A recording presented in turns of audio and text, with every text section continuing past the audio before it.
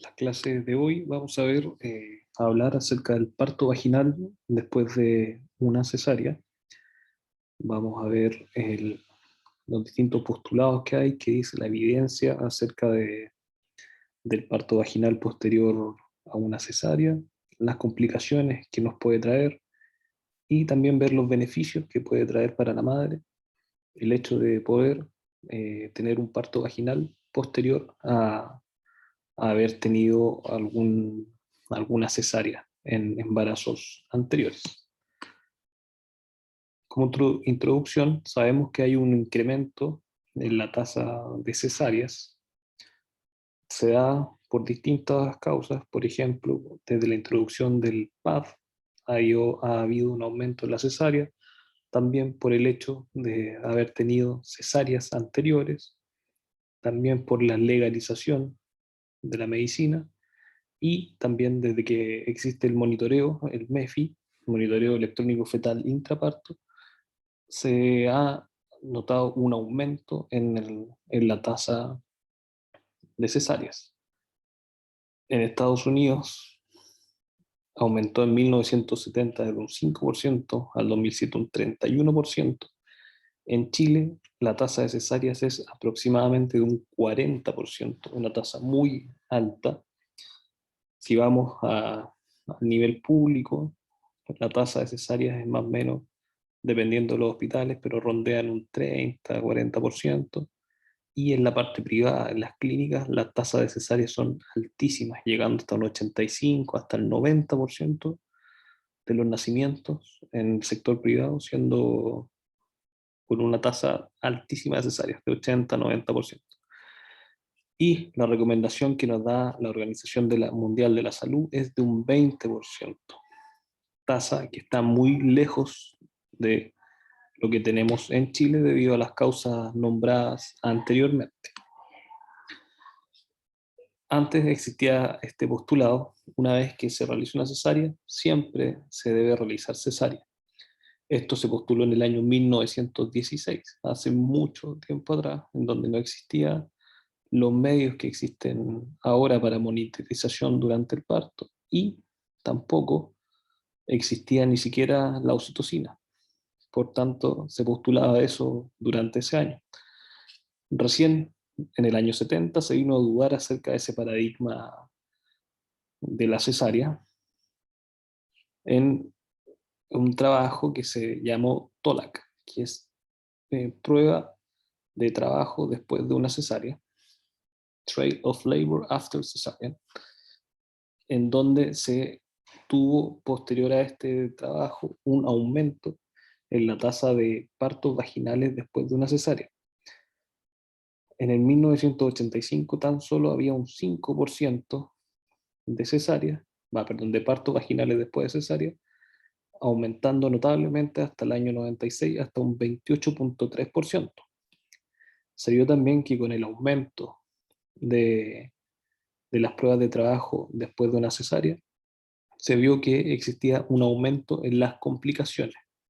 Por lo tanto, este aumento que existió en cuanto al trabajo de parto posterior a la cesárea, tuvo un pequeño retroceso hasta un 8.5% y por consiguiente un aumento en la tasa de cesáreas. Aquí se ve en este gráfico cómo fue lo que estábamos nombrando.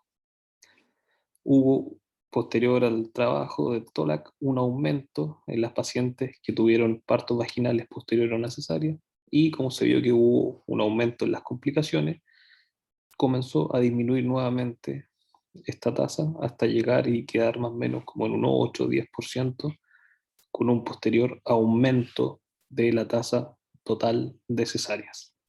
Sin embargo, se vio que esta opción de dar una prueba de trabajo de parto después de una cesárea es una opción razonable para muchas mujeres que presentaban cesárea anterior y que cumplen ciertas condiciones que vamos a ir nombrando.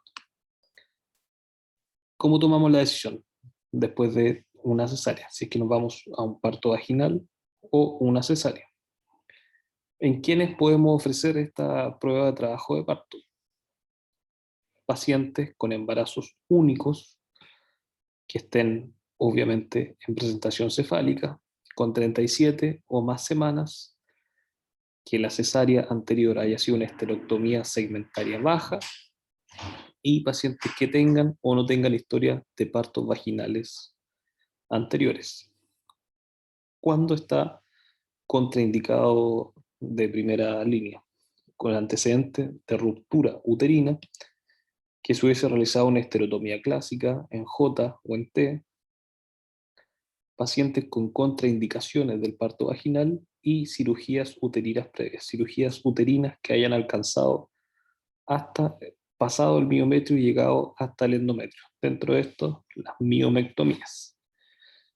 Tenemos que tener claro esto, que existen estas contraindicaciones que desde el inicio ya no nos dejan tener la opción de intentar una prueba de trabajo de parto después de una cesárea. ¿Qué se dice en las pacientes con 2 o más cesáreas previas? En algunas partes del mundo, en pacientes con 2 cesáreas, se les da el intento de un trabajo de parto. En Chile eso está contraindicado completamente. ¿Por qué? La paciente con una cesárea, hasta un 80% va a lograr un parto vaginal. La doble cesárea, hasta un 70% puede lograr el parto vaginal. Pero aquí vemos cómo aumentan las complicaciones en estas pacientes. 68 de cada 10.000 pacientes van a tener una ruptura uterina, aumentando en las pacientes doble cesarizadas a 92 por cada 10.000, aumentando significativamente. Pacientes con una cesárea anterior que van a un parto vaginal posteriormente tienen un riesgo de terminar en una histerectomía de 19 por cada 10.000 pacientes, aumentando casi 3 veces en las pacientes doble cesarizadas a 56 por cada 10.000. Y la tasa de transfusión es más o menos similar, de 1,21% de las pacientes con una cesárea a 1,99% en las pacientes con más de una cesárea. Saber de siempre, paciente doble cesarizada, sí o sí va a tener una cesárea posterior.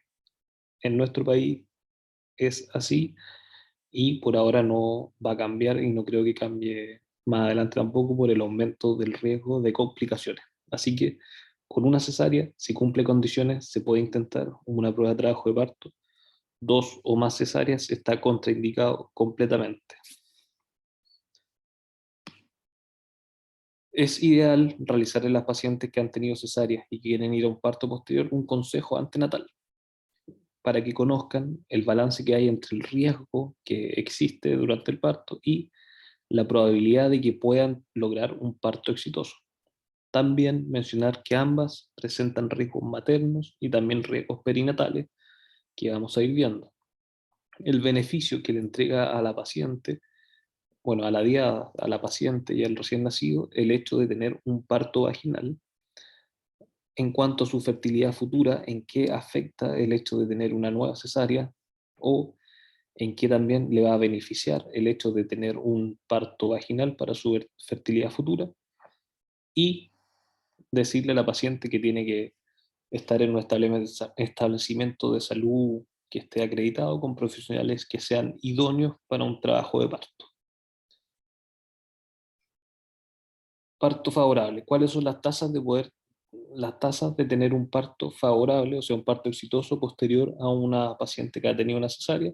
Las publicaciones hablan de más o menos un 70 a un 80%. ¿Qué factores tenemos que nos favorezcan el éxito?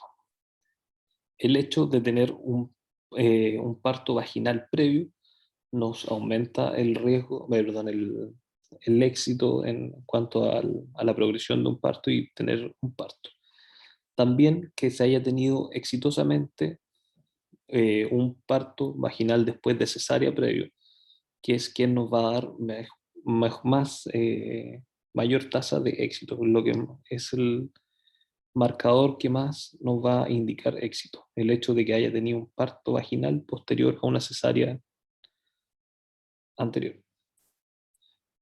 Que el inicio del trabajo de parto sea espontáneo y que el embarazo sea un embarazo fisiológico sin factores de riesgo. También existen predictores de que nos van a que nos van a marcar una mayor tasa de fracaso en el hecho en tener un parto vaginal posterior a una cesárea. Por ejemplo, dentro de estos, que la paciente haya tenido la cesárea anterior por alguna distosia del trabajo de parto, que se deba realizar una inducción del trabajo de parto para el comienzo del trabajo de parto, que coexistan algunas condiciones fetales, placentarias o maternas que nos vayan a dar fracaso en cuanto al trabajo de parto. Mamás con índice de masa corporal mayor a 30 kilogramos partido por metro cuadrado, o sea, pacientes obesas. Este es también uno de los mayores predictores de fracaso. Macrosomía fetal de 4 kilos o más, edad materna avanzada, más de 35 y aumentando mucho más en la tasa de fracaso en pacientes mayores de 40 años, estatura pequeña, talla baja, más de una cesárea previa, como dijimos acá en Chile, con más de una, o sea, dos o más, ya está contraindicado completamente, y factores de riesgo asociados con aumento, bueno, factores de riesgo asociados con un riesgo aumentado de presentar ruptura uterina, como por ejemplo el hecho de haber tenido una cirugía uterina previa o haber tenido una cesárea antes en los 18 meses anteriores. Cuando se asocian tres o más de estos predictores de fracaso, nuestra tasa de parto vaginal posterior a una cesárea, que era de un 70, un 80%, baja hasta un 35 a 40%. Así que tenemos que conocer nuestra vida, nuestra paciente, y ver y hablar con ella acerca de la tasa de éxito o de fracaso que se puede generar en, en nuestro intento de parto vaginal. ¿Cuáles son los beneficios y los riesgos que tenemos? ¿Qué beneficio nos da el tener un parto posterior a una cesárea? Existe menor morbilidad para el embarazo actual y también para los futuros embarazos, debido a que al aumentar las cesáreas es mayor el riesgo de anomalías placentarias y embarazos de alto riesgo. Disminuye los riesgos de las cirugías mayores y también tenemos movilización precoz y alta precoz para las pacientes. ¿Cuáles son los riesgos que tenemos al tener un trabajo de parto posterior a una cesárea? El aumento de pérdida perinatal comparado con una cesárea de 39 semanas de 1.8 por cada 1000, trauma en el piso pélvico y el riesgo de ruptura uterina, que es más o menos de un 0.5%. ¿Cuáles son los beneficios y riesgos de la cesárea? Este 39 es por las 39 semanas. ¿Qué beneficio nos da? Reducción tanto en la mortalidad y en la morbilidad, todo esto en relación a la ruptura uterina. También se reducen los riesgos en relación a tener una cesárea de urgencia y evita el trauma del piso pélvico materno. ¿Y cuáles son los riesgos de realizar una cesárea? El riesgo de las complicaciones y morbilidad quirúrgica, tanto actual como futura, y el incremento del riesgo de morbilidad neonatal respiratoria, que se da por el hecho de tener una cesárea electiva a las 39 semanas. Disminuye mucho más desde las 39 semanas, pero igual existe un riesgo de un síndrome de distrés respiratorio mucho más que después de un parto vaginal. Hablemos ahora de la ruptura uterina. La ruptura uterina es el outcome que más aumenta la morbimortalidad tanto materna como fetal. El riesgo aproximado de ruptura va a más o menos un 0.6%. El hecho de haber tenido un parto vaginal previo reduce este riesgo y, como dijimos anterior, aumenta el riesgo con histerotomías clásicas, 20 a 90 cada 1000, o histerotomías en T o en J a 19 por 1000, o el hecho de haber tenido una incisión vertical baja a 20 por cada 1000. En esas pacientes que tienen este tipo de histerotomía, está Contraindicado el hecho de tener un parto vaginal por el aumentado riesgo de sufrir una ruptura uterina que nos va a aumentar la morbimortalidad tanto materna como fetal. La inducción del parto y también la conducción aumentan el riesgo de tener una ruptura uterina, y con el uso de prostaglandina el riesgo es mayor. Por lo tanto, en Chile también tenemos contraindicado el uso de prostaglandina, misotrol o dinoprostona en pacientes con antecedentes de una cesárea anterior. Contraindicado de regla, siempre. Y pacientes con periodo intergenésico, o sea, con una cicatriz de cesárea menor a 18 o 24 meses, aumenta el riesgo de tener una ruptura uterina en 2 a 36 veces. Si tenemos menos de 18 meses entre una cesárea y otra, perdón, no podemos realizar un trabajo, no podemos tener un trabajo de parto debido al riesgo incrementado de ruptura uterina. En un metaanálisis se vio que el riesgo de tener una ruptura uterina cuando es un parto espontáneo va de un 0,15 a un 0,4%, y se aumenta en los partos inducidos a 0,9 a 1,9%. Así que en los partos que son inducidos, el riesgo de ruptura uterina es mayor que cuando es un parto, cuando es el inicio del trabajo de parto espontáneo. Aquí también se ve en este estudio de Chaguán de 142.000 pacientes que pacientes que van a un parto posterior a una cesárea tienen riesgo de acidosis fetal de 1,5 por mil, perdón, 0,9 por cada 1000 termina histerectomía, y se da un riesgo también de tener muerte perinatal de 0,4 en 1000 y de muerte materna de 0,02. Otro estudio australiano nos ve que las pacientes que van a una prueba de trabajo de parto posterior a una cesárea tienen un riesgo de ruptura uterina de 5 por cada 1000 y de mortalidad neonatal de 0,7 por 1000. Y este estudio de Landon y sus colegas, de más de 17.898 pruebas de trabajo de parto posterior a una cesárea, nos ven que existe un riesgo de 7 en 1000 de ruptura uterina y un riesgo de presentar enfermedad hipóxica isquémica de 0,4 por 1000. Encefalopatía, perdón, hipóxica isquémica de 0,4 por 1000. O sea, son datos que nos hablan de que las pacientes cuando van a una prueba de trabajo de parto posterior a una cesárea, existen riesgos de tener complicaciones, pero los cuales no son tan altos. Por lo tanto, se recomienda en las pacientes bien seleccionadas que puedan ir a una prueba de trabajo de parto posterior a haber tenido una cesárea. Aquí se ven las complicaciones, los mayores tipos de complicaciones y su riesgo cuando se intenta por cada 1000 intentos de parto vaginales después de una cesárea.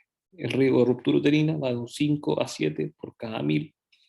El riesgo de muerte perinatal de 0,4 a 0,7 por cada 1000.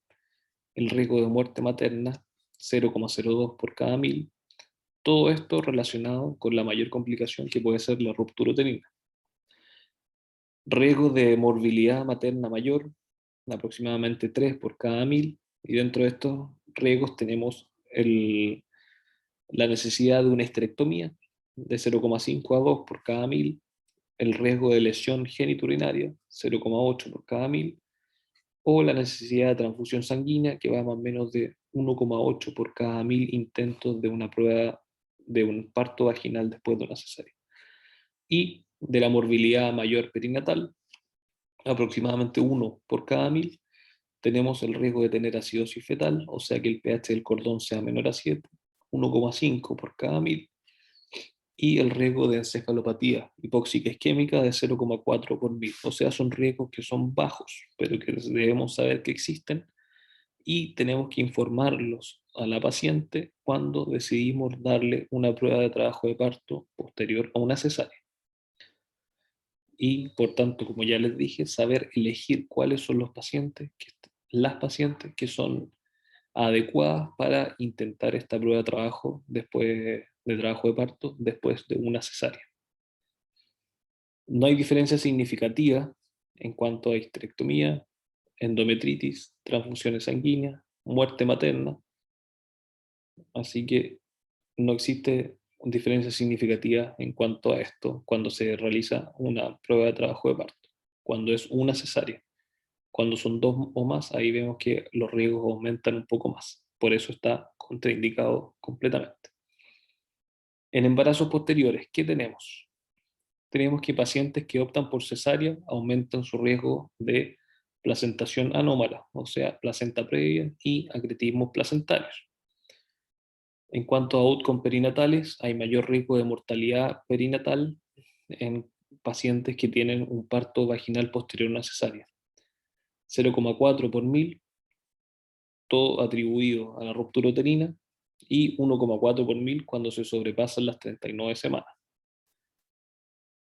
En cuanto a la encefalopatía hipóxica isquémica, en el estudio de Landon se vio que 0,7 por cada 1000 pacientes tuvieron encefalopatía hipóxica isquémica. 12 de ellos, 12 de 17.898, tuvieron encefalopatía hipóxica isquémica. 7 de estos relacionados con la ruptura uterina, o sea, el mayor porcentaje relacionado con el hecho de haber presentado una ruptura uterina, y tan solo 5 al trabajo de partos. Y se comparó con cesáreas, en donde existían 0 casos de encefalopatía hipóxica isquémica, o sea, el hecho de tener un trabajo de parto posterior a una cesárea aumenta el riesgo de tener encefalopatía hipóxica isquémica, pero en un número de 0,7 por cada 1000 intentos. Por lo tanto, es un número bajo, por el cual podemos intentarlo en pacientes seleccionadas y que sepan los riesgos que se pueden conllevar y los beneficios que tiene al tener un parto. He sido majadero en esto, pero es para que, aunque sabemos que existen mayores riesgos, también tenemos riesgos que son asociados al hecho de tener cesárea, que tenemos que ir a comparar el beneficio y el riesgo de cada uno, hacerlo saber a la paciente para que se tome la decisión final. Recomendaciones durante el intraparto en las pacientes que tienen una prueba de trabajo de parto posterior a una cesárea. Debe realizarse esto en un establecimiento con recursos adecuados para poder atender un parto o para atender una cesárea si es que en algún momento lo requerimos, con un cuidado continuo, monitorizar el progreso e identificar tempranamente las complicaciones, con monitoreo electrónico fetal intraparto y tocógrafo continuo, y tener adecuados accesos intravenosos y restricción de alimentos en el caso de que tengamos que someter a la paciente a alguna intervención quirúrgica. La analgesia peridural no es una contraindicación. Se debe dar la anestesia peridural. Y tenemos que tener un temprano reconocimiento de las complicaciones para así tener una rápida respuesta. ¿Cómo podemos notar alguna complicación? La no complicación mayor, que es la rotura uterina, la sospechamos con anormalías tocográficas. El 66 al 87% de los pacientes con rotura uterina comienza con monitoreos patológicos, monitoreos tipo 2 y monitoreos tipo 3 normalmente, que nos tiene que hacer sospechar que algo está pasando y que puede ser una ruptura uterina. Asociado a estas anormalidades cardiotocográficas, podemos tener un dolor abdominal intenso, persistente, dolor de pecho u hombro. ¿Por qué el dolor de hombro? Debido a que al romperse el útero se libera líquido intraperitoneal que puede estimular al diafragma, y en el diafragma está el nervio frénico que también va a inervar hacia el hombro. Por eso se genera una omalgia o dolor de hombro.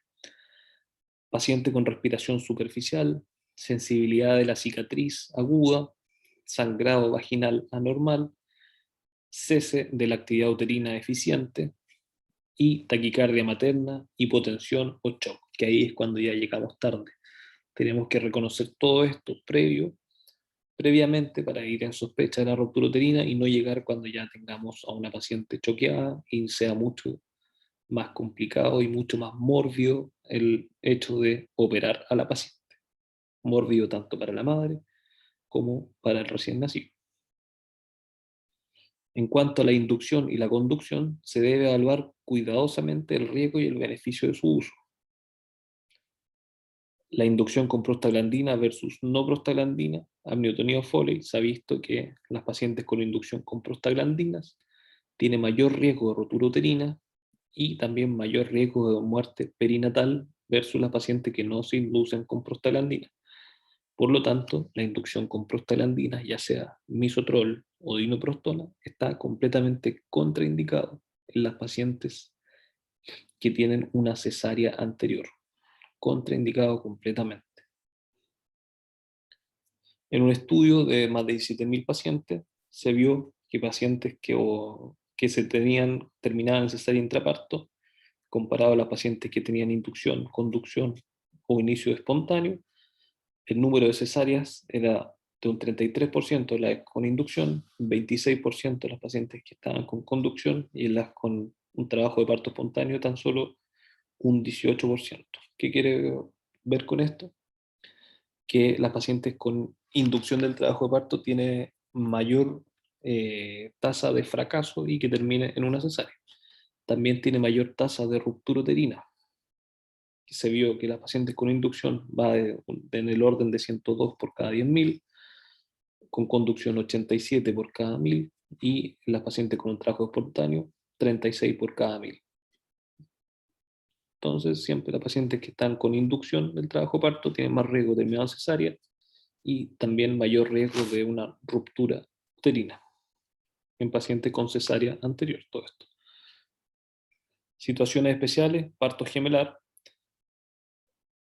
Se ha visto que tienen similares tasas de éxito y de complicaciones maternas y fetales, pero igual de todas formas es mejor analizarlo y quizás las pacientes que tienen las condiciones para tener un parto vaginal y tienen un embarazo gemelar, quizás es mejor optar por el hecho de la cesárea para disminuir los riesgos y complicaciones tanto maternas y fetales. Esa hay que pensarlo un poquito más y hablarlo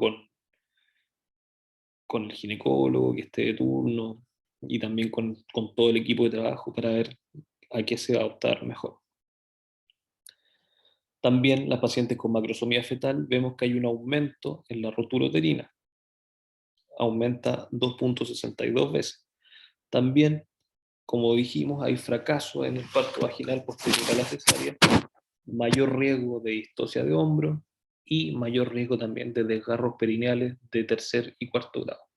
Por lo tanto, también analizar en las pacientes que tengan estimación de peso fetal mayor a 4.000 gramos, el hecho de si se va a intentar la prueba de trabajo de parto o no, debido a que tenemos mayor riesgo de tener fracaso y mayor riesgo de complicaciones asociadas con esto.